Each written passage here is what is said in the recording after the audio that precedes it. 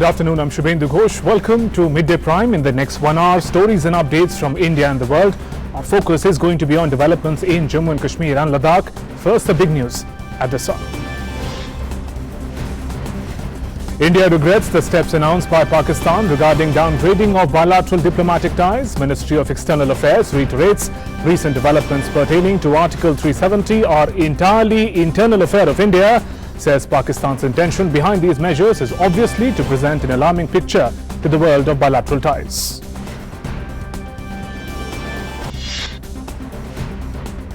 National Security Advisor Ajit Doval reviews security situation in the Kashmir Valley, meets locals in Shopia and assures people that their safety is responsibility of the government. Situation in the valley remains peaceful and calm.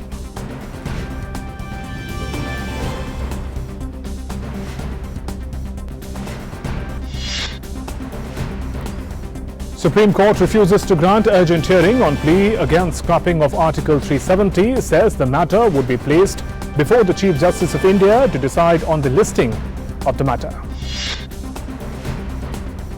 Flood situation in Karnataka, Maharashtra, Goa and Kerala continues to remain grim. Relief and rescue operations pick pace. Met Department issues warning for heavy to very heavy rainfall at a few places over coastal Karnataka and central Maharashtra. In Goa, supply of essential commodities stopped from Maharashtra and Karnataka.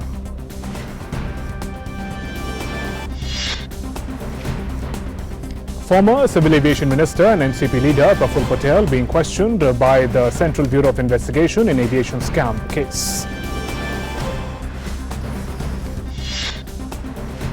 And in sports, first one-day international cricket match between India and West Indies to be played at Guyana National Stadium today, having inflicted a clean sweep in T20 series on Windies. Men in Blue would like to continue the good show in 50-over format as well.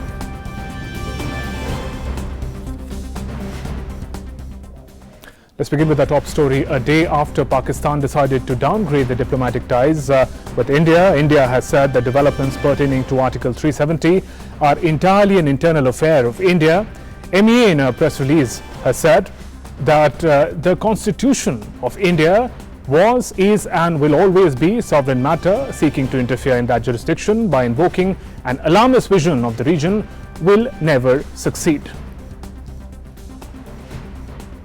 India has also made it very clear that the intention behind these measures is obviously to present an alarming picture to the world of our bilateral ties, the ties between India and Pakistan. The reasons cited by Pakistan are not supported by the facts on the ground. But those are the key points of what the MEA has said. Further, India has justified its decision, adding that recent decisions by the government and Parliament of India are driven by commitment to extend to Jammu and Kashmir opportunities for development that were earlier denied by a temporary provision in the Constitution. Its impact would also result in removal of gender and socio-economic discrimination. It is also expected to result in an upswing of economic activity and improvement in livelihood prospects of all people of Jammu and Kashmir. Further, the MEA said it is not surprising that such developmental initiatives that could address any disaffection in Jammu and Kashmir should be negatively perceived in Pakistan, which has utilized such sentiments to justify its cross-border terrorism. And finally, India has hoped that sanity will prevail. The statement further said that the government of India regrets the steps announced by Pakistan yesterday and would urge that the country to review them so that normal channels of diplomatic communication are preserved. And my colleague Abhishek Jha is joining us from the newsroom with more updates on the MEA statement. Abhishek, in no uncertain terms, Indian government MEA mentions it that Article 370, its removal and the administration developments in Jammu and Kashmir is the internal matter of India. Exactly, Shubhendu. This is what India has been telling the world ever since this issue and this decision on 370 was taken. Indian diplomatic missions across the world has been able to bring on board all their counterparts and tell them convincingly that this all issue, this all is part of India's internal policy matter, and any rule, any amendment that India does is clearly in no way it should be taken by some other countries in any other way, because this is something very internal to India. India has its own territory, and India can mend and make its new laws and new policies, and that is what India has said to Pakistan also. That is, India had told to China also. But Pakistan, like always, is trying to internationalize the politics and policies regarding Kashmir in its own way, which Pakistan has failed in past also, and with even this time, India has already bring on board its allies and its close partners and its friend countries on this issue, because we have seen this time also UAE, which has been very close ally of Pakistan, which has also supported Pakistan's bad economic status even in this time. Even UAE has not been seen standing with Pakistan, and UAE has clearly said that this issue pertains to India, and in no way there is any violation of any sort, and India is free to do what it wants in its part of Kashmir. All right there, Abhishek, thanks very much for joining us with those inputs. And moving on, after the Indian government abolished provisions of Article 370 of the Constitution, Pakistan has tried to attack diplomatic and trade relations with India. India has expressed regret, as we just shared, in the manner in which it has done that, the unilateral steps taken by Pakistan. However, a closer look will reveal how the retaliatory steps have not yielded any impact or have in fact backfired for our neighbor with international repercussions. Let's see how.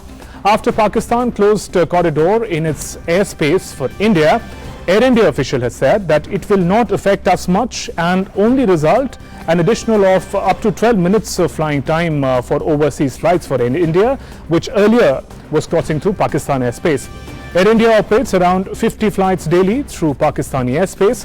These are flights to the United States, Europe, the Middle East. And remember, following the Balakot airstrikes, Pakistan had closed its airspace on February 26th. It was later reopened on July 16th. Earlier, Pakistan on Wednesday expelled Indian High Commissioner Ajay Bisaria and downgraded the diplomatic ties with India over the move to revoke the special status of Jammu and Kashmir. Two powerful democratic lawmakers have urged Pakistan to refrain from any retaliatory aggression against India, and instead it has asked Pakistan to demonstrate action against terrorist group within its territory. Senator Robert Menendez and Congressman Elliot Engel in a joint statement said Pakistan must refrain from any retaliatory aggression, including support for infiltrations across line of control, and take demonstrable action against terrorist infrastructure on Pakistan soil. Meanwhile, the United Nations and its leadership is in contact with India and Pakistan at various levels, with Secretary General Antonio Guterres reiterating his appeal to all parties involved to exercise maximum restraint amidst tensions over Kashmir.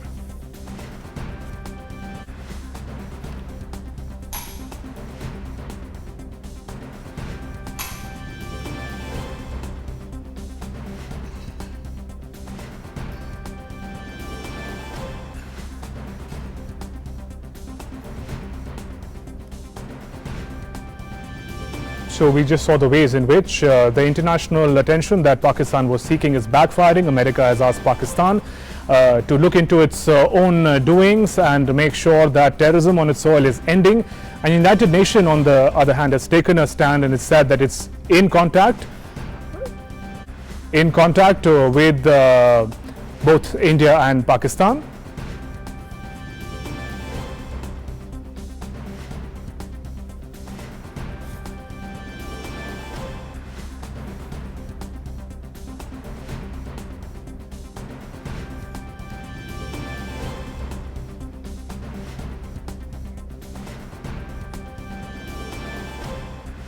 And Pakistan's decision to suspend bilateral trade ties with India would hit the neighboring country more as they import essential items. Let us understand how. Now, we're looking at some figures of India-Pakistan bilateral trade. Trade with Pakistan, only 0.31% of India's global trade, about $2 billion. Now, trade with India, 3.2% of Pakistan's global trade. So we are a bigger trading partner for Pakistan than they are for us. The import-export between India and Pakistan declined since 2014-15.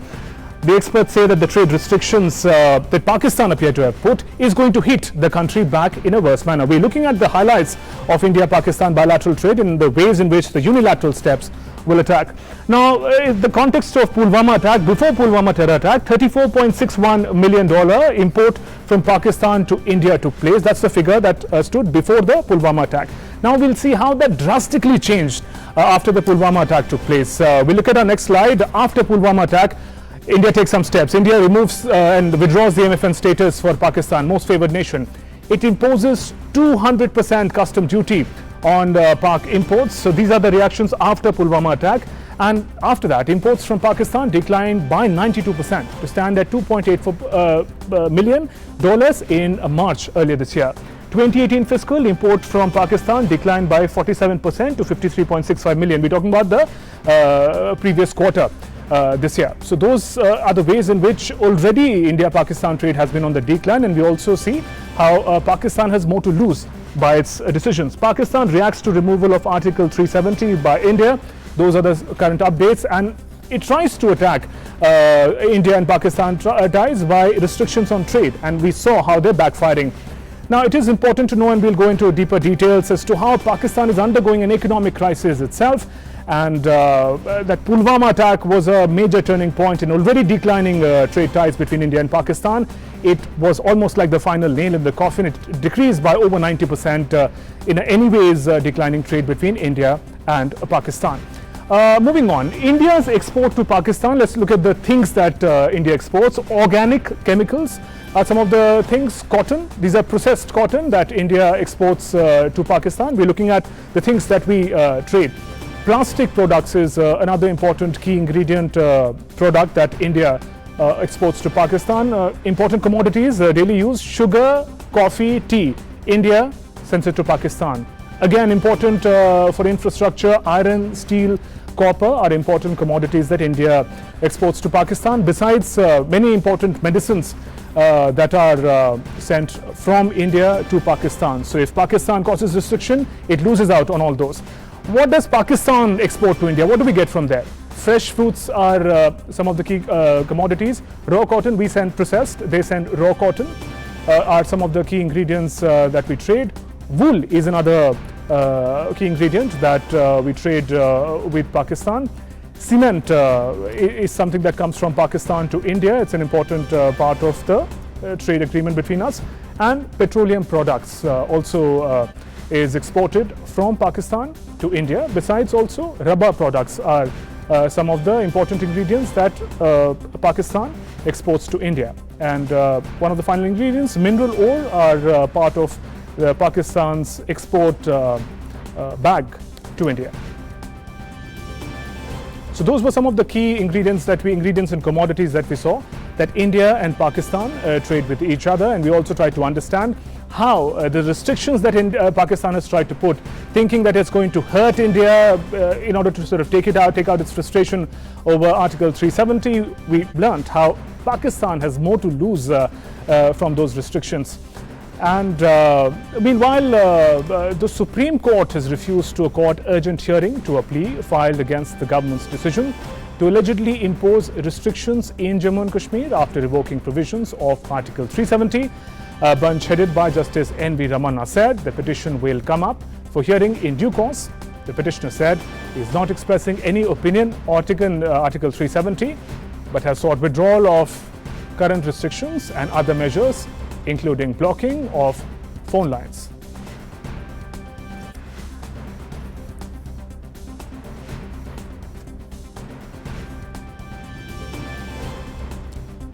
So those were the updates coming in from the Supreme Court. Moving on, 3 days after the revocation of the special status to Jammu and Kashmir under Article 370 of the Constitution, the passage of a bill for splitting the state into 2 union territories, in both Jammu and Kashmir and Ladakh, is proceeding normally. Meanwhile, NSA Ajit Doval reviewed the security arrangements in Kashmir Valley. More details in this report. In Jammu and Kashmir, amid imposition of Section 144, situation in all three regions remained by and large peaceful. National Security Advisor Ajit Doval on Wednesday visited Sofian in Jammu and Kashmir and interacted with state police personnel and local people. He exchanged views with them on the security situation. Doval's visit was aimed at reaching out to local population in the valley as a confidence-building measure. He assured the locals that their security is the government's responsibility.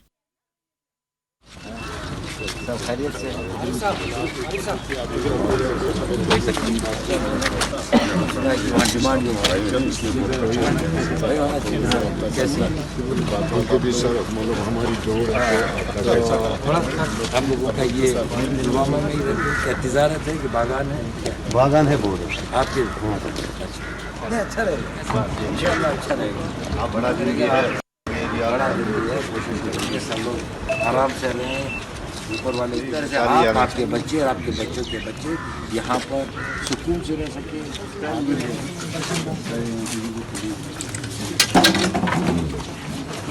आप खाना नहीं खा रहे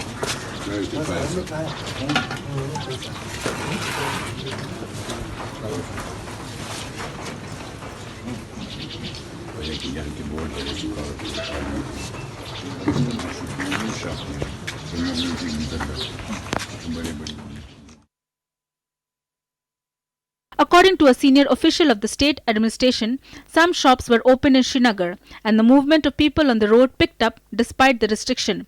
However, people in Kashmir Valley remain mostly indoor due to strict enforcement of Section 144.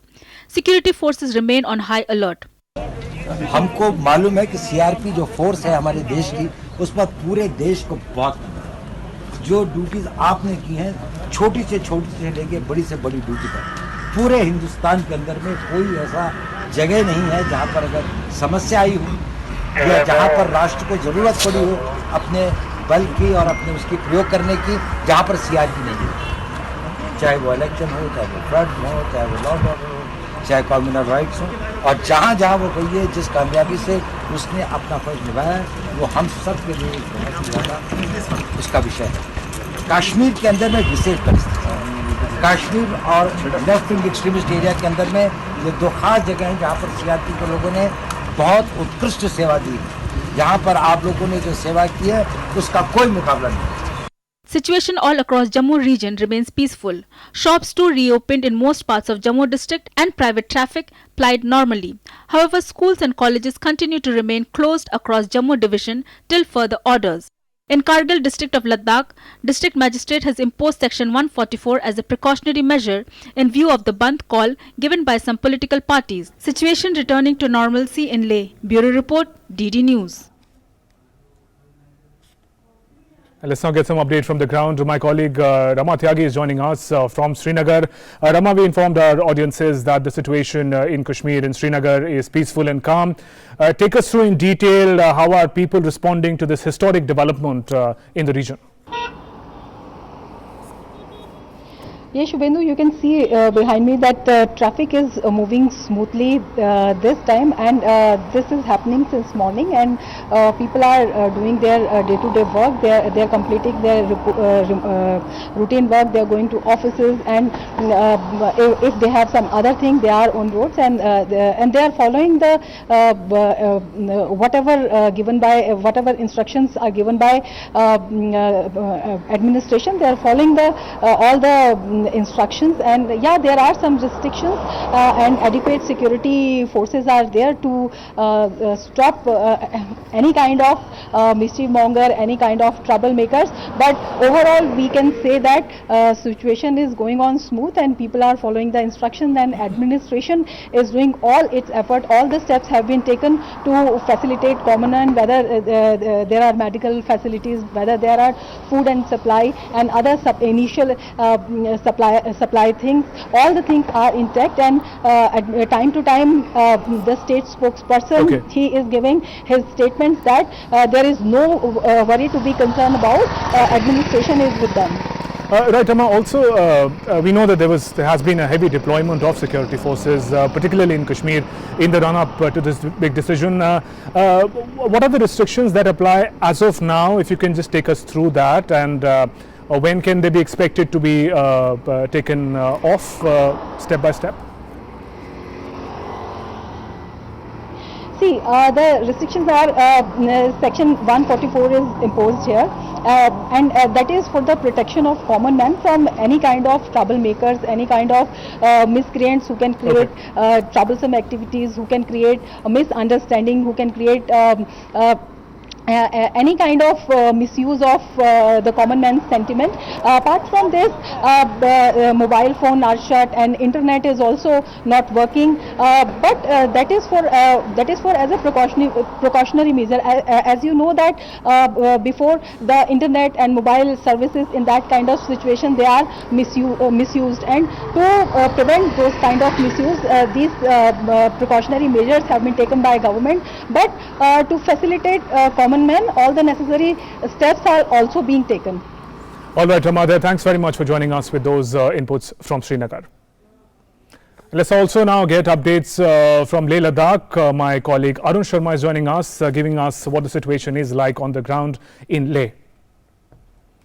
All right, Arun, just take us through what is the sentiment, what is the situation in Leh like. We know it was a long pending demand of the people of Leh Ladakh to have a union territory, their region as a union territory. That demand has been met. We saw celebrations. What are their expectations and road ahead? All right, we are unable to connect Arun Sharma, my colleague, at the moment. We'll try and connect with him a little later in the show. Meanwhile, to discuss further all these aspects related to developments in Jammu and Kashmir and Ladakh, joining me are two eminent guests in the studio. Let me introduce you to the guest. Sushil Pandit, expert on Kashmir issues. Welcome, sir, to our studio. And also Shishir Sinha, senior journalist, joining us in the studio. Mr. Pandit, I'll come to you first. Now that the hurdle of Article 370 is behind us, with all these developments taking place, there are pleasant updates of peace and calm coming in from Kashmir as well. How do you see is the road ahead for Jammu, Kashmir and Ladakh from here? I think there is a comprehensive change in the political and administrative setup of what used to be the state of Jammu and Kashmir. We have two union territories now. Going forward, the first few weeks will be about challenges on ground. We know this state has been in the grip of disturbances. There have been sporadic cases of violence, breach of peace. Government is fully equipped, is there on ground, in control of situation. We are heading towards Eid on Monday. I think gradually the restrictions will be lifted and normalcy restored. And if there is any attempt for mischief, it will be dealt with resolutely. And a message sent that there needs to be order on ground, and anyone in violation of that order will have to face consequences, because these are crucial days now. If the writ of the state is laid down and is adhered to, time ahead will be relatively calm.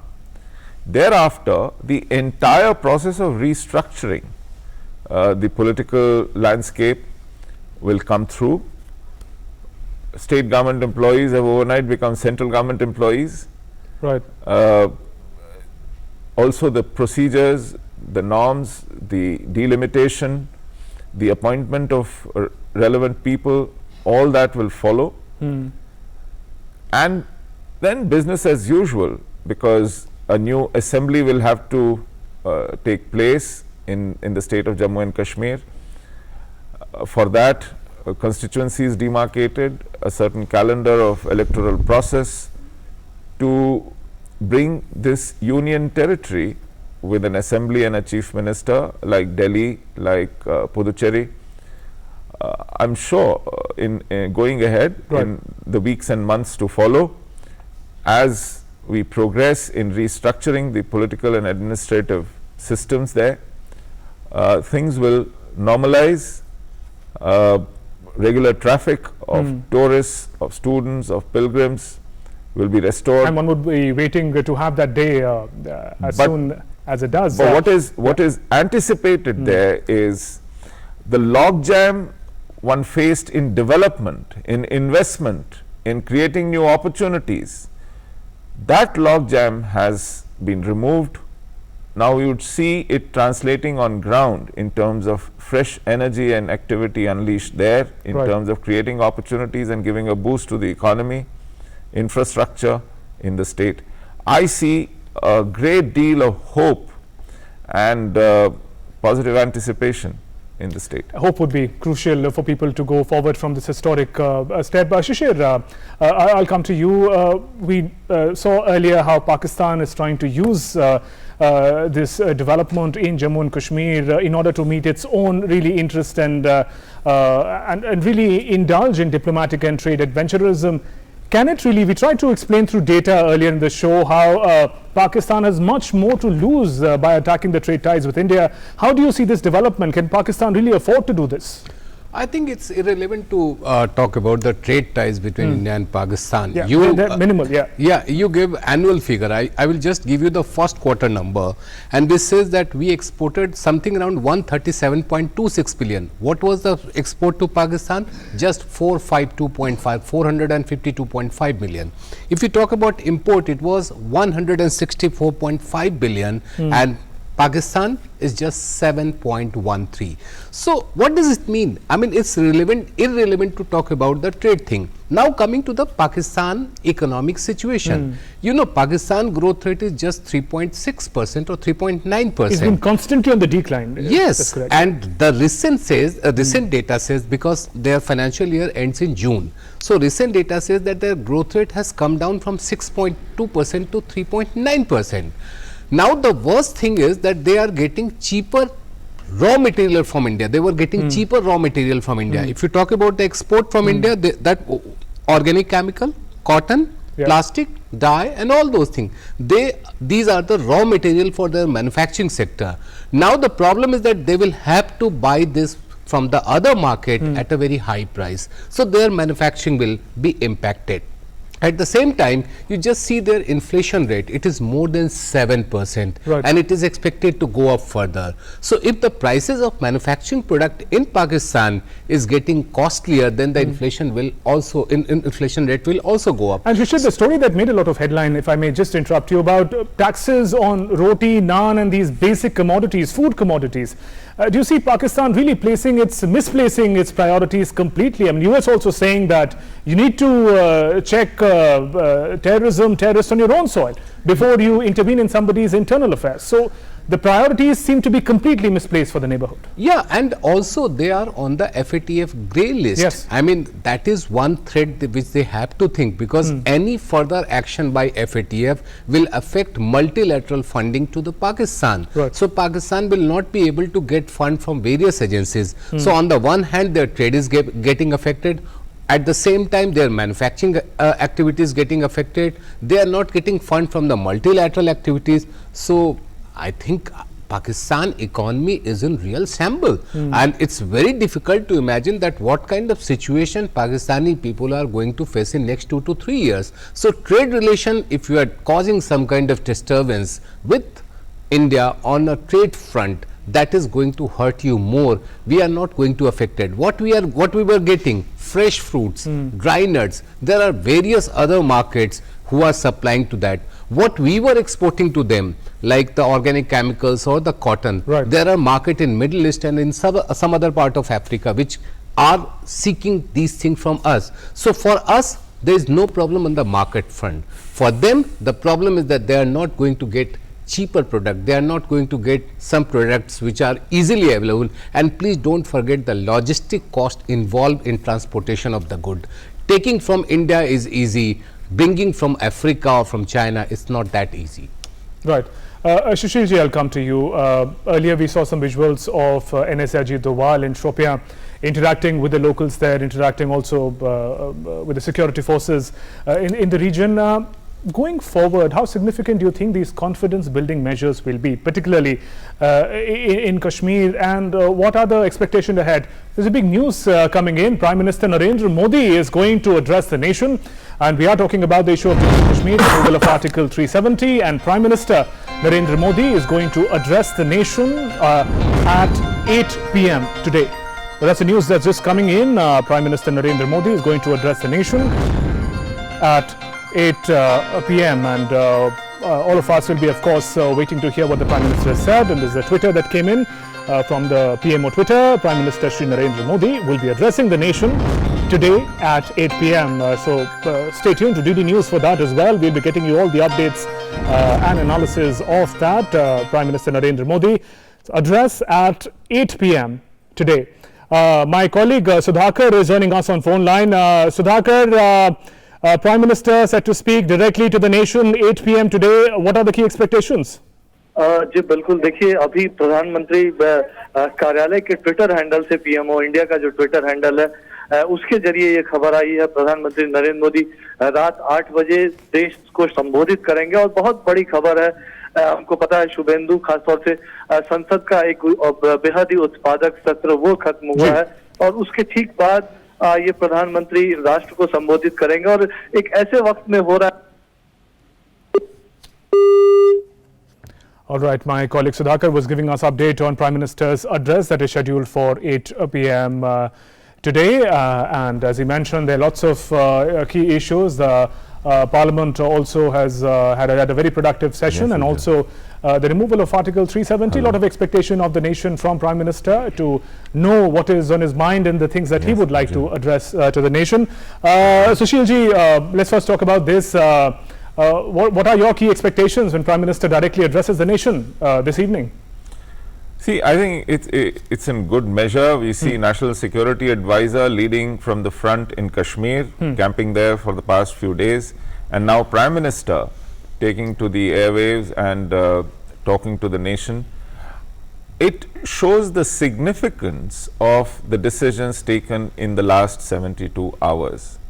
It shows how serious, how committed and how resolute this government is in terms of seeing these decisions through on ground without a hitch. Everyone is on board and completely committed to stand by, implement and benefit these decisions, offer the benefits of these decisions to the last man in the line. It was a huge decision for this country. It took 70 years coming. A temporary article ordinarily should have gone long time back. Right. It was sustained here in the hope that people who think that the state needs special status, autonomy, privileges would value them and build on them for their own prosperity, for their own well-being, but the results were just the opposite. And therefore, a very tough but resolute political decision to alter the scheme of things in order to find a way out of troubles in Kashmir seems to be a great one. And Prime Minister speaking to the country is a measure of how seriously they want to communicate to population at large within the country and the world. I'll bring just clarity to this issue. For a moment, sir. Let's again connect to my colleague Sudhakar, who's tracking more details on Prime Minister's address that is scheduled at 8 p.m. This evening. Sudhakar, you were telling us about the key expectation. Of course, historic Parliament session. Landmark bills got cleared. So tell us more. We got disconnected when you were telling us last. Yes, Sudhakar. So Prime Minister Narendra Modi is going to be addressing the nation at 8 p.m. today. You can, of course, stay tuned to DD News for all the updates on that. Shishir ji, I'll come to you. How do you look forward to Prime Minister's address? And as our colleague just mentioned that the Parliament session also was historic in many ways. Article 370, triple talaq, lot of milestones achieved in a single session. See, there are a lot of questions after this particular passage of this legislation, and I hope that the Prime Minister would like to reply to all those questions. This is the first thing. The second is, I think it is a confidence building measures, because there was also talk about that he didn't talk to various people and he didn't talk to a stakeholder before taking the decision. So we will also try to give some kind of argument, some kind of logic on this issue. And the most important thing is that Jammu and Kashmir is now getting all kind of assistance on in terms of policy, in terms of economic issues, in terms of any other policy measures which other states were getting, but Jammu and Kashmir had some kind of issues related with the policy implementation. And that, if I can remember correctly, that before the introduction of GST, it was the Jammu and Kashmir Legislative Assembly has to pass a special resolution to adopt that particular constitutional amendment in the state. So these things were affecting economic activities in Jammu and Kashmir. Now we can hope that Jammu and Kashmir will be on the same path and it will have a much better economic environment just like any other state in the country. Right, and Sunil ji, we were talking about the confidence building measures. Of course, Prime Minister's address is scheduled for later today. And Ajit Doval, NSA, was in Shopia. You're telling us about the ways in which that connected the administration with the people. And let's talk about Kashmir first. And the people to people connect, people of the nation, people of Kashmir. How do you think that confidence building measure could be really fast tracked and taken forward? Sushil ji. Yeah.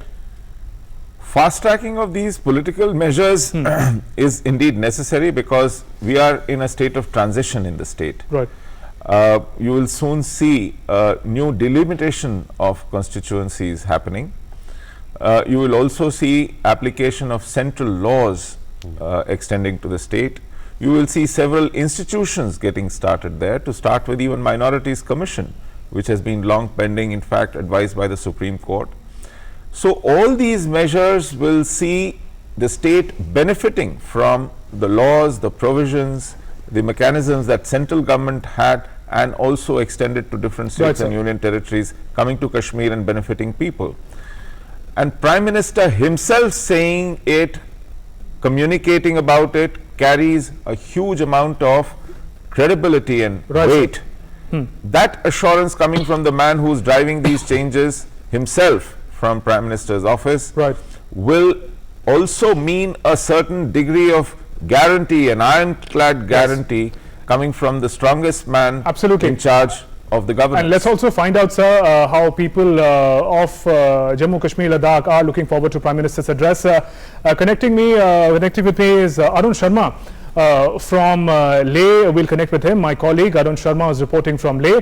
Arun, Prime Minister's address scheduled for 8 p.m. today. We saw celebrations break out in Leh Ladakh in particular. Union territory was their long pending demand. How are they looking forward to Prime Minister's address?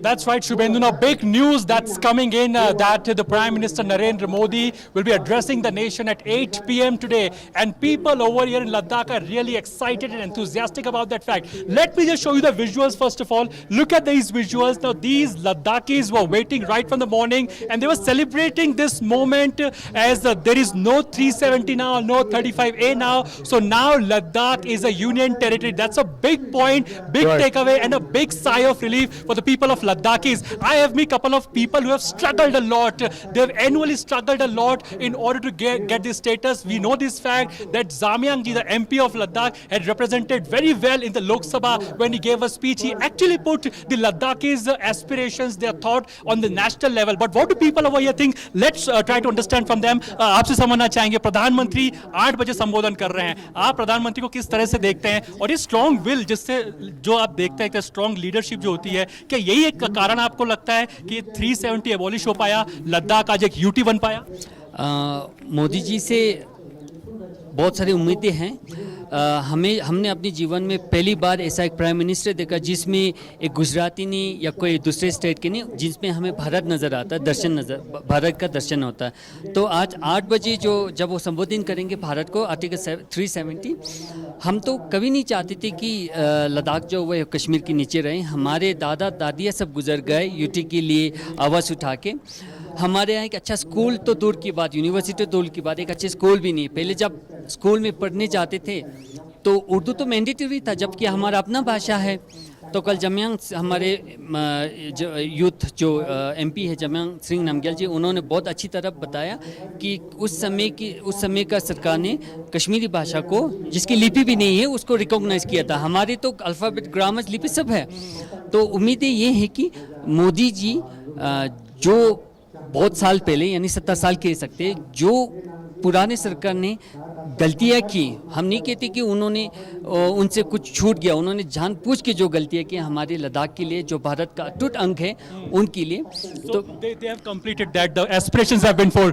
Shubhendu, let me also point out over here when Mr. Zamyang, he clearly said that आन देश की, शान देश की, देश की हम संतान हैं, 3 रंगों से रंगे तिरंगा, यही हमारे और हमारे देश की पहचान है. So that's something, that's a kind of feeling, that's a kind of patriotism that we can see over in Ladakh as well, as Ladakh is now unitary. Now what we're learning from our sources primarily, that Prime Minister Narendra Modi's speech can primarily give a clear vision as to what can be the focus of, or primarily after the abolishing of 370, what will be the way forward, what will be the vision for the people of Ladakh, Jammu and Kashmir. And of course he will also try to aware people that what are the major benefits of this major point. So that all eyes of Ladakis as of now are primarily on this 8 p.m. when Prime Minister Narendra Modi will be addressing to the nation. Right, Arun, there. Thanks very much for getting us those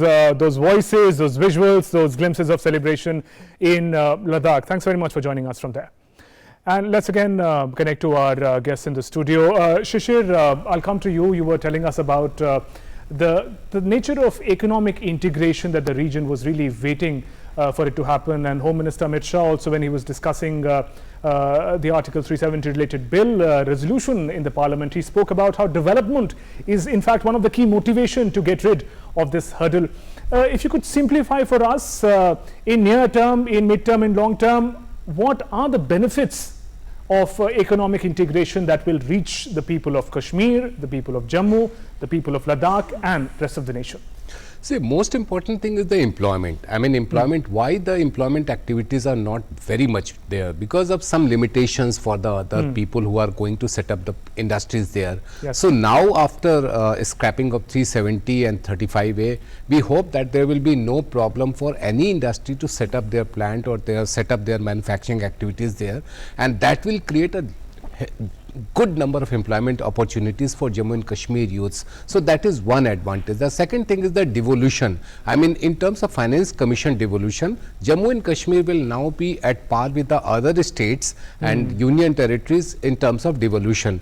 Earlier there used to be a special package kind of thing for Jammu and Kashmir under 370. So now it will be based on the Finance Commission, and all the other 7 union territories which are getting central assistance or central grant, Jammu and Kashmir and Ladakh will also get the same kind of assistance and same kind of grant. There will also be a performance linked incentive for the union territories like Jammu and Kashmir and Ladakh that will also benefit. And at the a very important thing is that there will be a special package to set up their economic activities there. I think there was a package of 1.25 lakh crore especially for Jammu and Kashmir, but there were some problems in implementation of that package, and a limited part of that package was implemented. After this particular move, I think that package will be implemented completely, and that will boost the economic activity in that particular region. All right, we're almost over the time for the discussion, but Mr. Pandit, I'll just come to you with one final comment very briefly. Expectations were that our own exiled brethren, the Kashmiri Pandits, it is a historical moment for them too. What can they look forward to? Very briefly, sir, your thoughts on that, and then we'll conclude the discussion. Oh, this community is overwhelmed and really hopeful that we will go back to our homes, go back to our pilgrimages, our temples, our ancestral lands, and go back to that life which we've been missing for the last 30 years. But we know right now we need to make the place secure, stabilize, create an environment where this kind of transition is feasible, is durable, and will not be subject to refoulement. All right, so on that note, let me thank both of you gentlemen for joining us and giving us your insights into the developments in Jammu, Kashmir and Ladakh. Thanks very much for joining us in the studio. Thank you. Moving on, heavy rains battered large swaths of the country on Wednesday, and the situation remained grim in flood-hit parts of Karnataka and Maharashtra in particular, where 2.5 lakh people have been evacuated, while several rivers were in spate in Andhra Pradesh. 16 deaths in rain and flood-related incidents have been reported from western Maharashtra in the last 7 days, while the toll in Karnataka rose to 5 since Sunday, and nearly 26,000 people have been evacuated.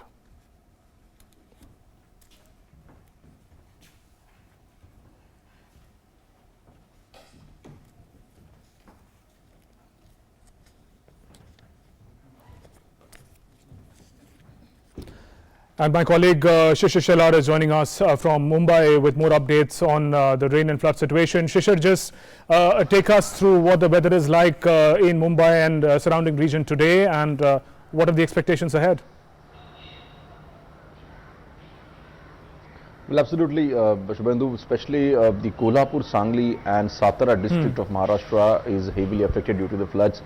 Since yesterday, we have seen it largely affected is Kolhapur area, because the Kolhapur region is actually situated on Panchganga river.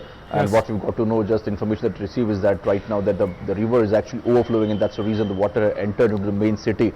And some of the areas of the Kolhapur, the water has gone up to the level of 10 to 12 feet. And that's the reason entire area, probably the city area, is actually submerged in water, and especially the villages near the Kolhapur city have actually facing tough time at this point in time, because some of the villages have connected, have actually become isolated places. We cannot reach here in spite of speed boats here, and that's the reason the NDRF teams have already reached on the spot. There are nearly 10 NDRF teams are right now in the Kolhapur district, carrying out their rescue operation here, and some of the places like Prayag, Chikhli, Ambewadi and Vangav, these are the villages which are highly affected due to the flood water. Well, due to the heavy due to the heavy rain since yesterday, we have seen, we just got to know that all the rivers are overflowing, and that's the reason some of the doors of these dams have been opened, and that's the reason that water is straightly coming to the Kolhapur city and adjoining areas, creating a flood-like situation. Right. That's the reason the Kolhapur-Bangalore highway is completely shut at this point in time. Even the Kolhapur-Konkan road has also been shut for some time here, because the water have submerged, especially on the roads, and that's the reason the vehicular movement have been stopped in and around Kolhapur here. Well, apart from Kolhapur, the Satara and Sangli, these are two important districts also have been affected by the flood-like situation here, and that's the reason the NDRF team, along with the State Disaster Relief Management and the Indian Navy, has also sent their helicopters and the boats to these areas so that they can rescue the people to the far remote places. Some of the villages actually lost the contact with the other connected area, and that's the reason right now NDRF team is trying to reach to those villages and try to rescue the people. Well, a rescue operation is in full swing, and that's the reason, especially these areas where the water have been locked, the NDRF team have already deployed extra boats there, and now they're evacuating people from these areas. As far as food and the water concern, they've given the potable water and the food also in these areas. So that's not a big issue, but the only thing is that the water has not subsided at this point in time, and that's what the real worry to the people who have been staying here. And that's the reason, including Chief Minister also of Maharashtra, and along with other ministers, is now on a visit to these areas and seeing that how the grim situation there in Kolhapur and Satara and Sangli. All right, Shishir, there. Thanks very much for joining us with those inputs from Mumbai. Moving on, time now for all the updates from the world of business and finance. My colleague Nancy Kohli has all the updates.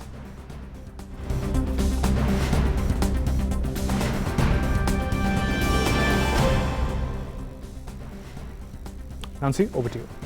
Thanks, Shubhendu. Yes, all the business news. Well, the country's largest lender, the State Bank of India, has announced a reduction in its MCLR, that's a rate by 15 basis points across all tenors. Now, the SBI's one-year rate would come down to 8.25% from 8.4% with effect from the 10th of August this year, while this is the fourth consecutive cut by the SBI in the financial year 2019-20. And well, with this rate cut, the home loans have also become cheaper by 35 basis points since 10th April this year.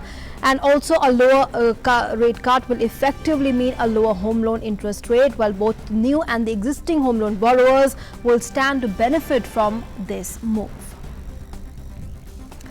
And well, the central bank, the Reserve Bank of India, has also decided to allow round-the-clock fund transfers through the NEFT from December this year in order to promote digital transactions. The decision, the central bank said, is expected to revolutionize the retail payment system of the country. And well, currently the national electronic funds transfer, that's the NEFT, operated by the RBI as a retail payment system, is available for customers from 8 in the morning till 7 evening on all the working days with the exception of 2nd and the 4th Saturdays of a month. And as part of India's energy security plan, the government is exploring newer battery technologies such as polymer-based solid-state batteries that may allow India to avoid its dependence on lithium or cobalt imports. While the idea is to not allow India to fall in a vulnerable position with the likely threat of supply squeeze, as has happened in the case of crude oil, with India being the world's third largest oil importer. Almost all the electric vehicles in the country run on imported batteries. That mostly comes from China. And well, at present, a lithium-ion battery accounts for 40% of the total cost of an electric vehicle, that is. And well, that's all the time we have for all the business news this afternoon. Shubhendu, it's back to you for the rest of the news. Thank you, Nancy, for joining us with those inputs. And time now for all the action from the world of sports.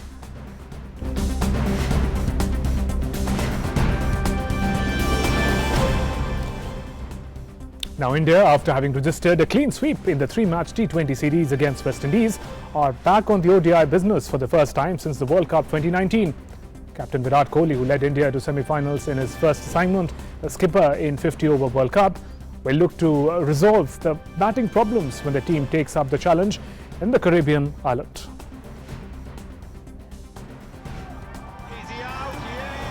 With an air of invincibility, India would look to continue the dominance over West Indies cricket team in the first match of the 3-match ODI series at the Providence Stadium on Thursday. Shikhar Dhawan makes a comeback in the format where he has been India's third best player after skipper Virat Kohli and his deputy Rohit Sharma. With 1700s in 130 ODIs, Dhawan will rightfully take his place at the top of the order alongside Rohit, and like the initial matches of the World Cup, KL Rahul is likely to go back to the number 4 spot. With Bhuvneshwar Kumar playing 3 T20 international in a week across 2 countries, he will probably get to cool his heels, with Mohammad Shami leading the attack and Navdeep Saini making his ODI debut. Entering the 2019 ICC World Cup as firm favourites, India's hopes were dashed following their semi-final defeat to a New Zealand outfit which raised its game to another level. However, Virat Kohli's men regrouped and quickly regained their mojo, effecting a 3-0 whitewash of West Indies in the just concluded 3-match T20 series. Thoroughly outplayed in the shortest format, West Indies will hope the return of talismanic Chris Gayle bolstered them. Gayle during the World Cup had announced that the home series against India will be his last. Left-handed opener John Campbell, Roston Chase and all-rounder KMO Paul have all been recalled to the 14-member squad for the matches which will be contested on Thursday and on August 11th and 14th at the Queen's Park Oval in Trinidad. Sports Desk, TG News. And with that, we conclude this edition of Midday Prime. News and updates continue after a short break. Namaskar.